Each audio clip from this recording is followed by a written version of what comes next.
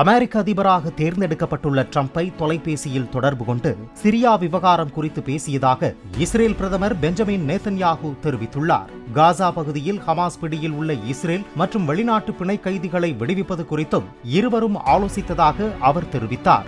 சிரியாவுடன் மோதலில் ஈடுபட விரும்பவில்லை என்றும் அந்நாட்டில் இருந்து வரக்கூடிய அச்சுறுத்தல்களை முறியடிப்பதற்கும் எல்லைப் பகுதியை பயங்கரவாத சக்திகள் கைப்பற்றுவதை தடுக்கவுமே தற்காப்பு நடவடிக்கைகள் மேற்கொள்ளப்பட்டு வருவதாக நேதன்யாகு தெரிவித்தார்.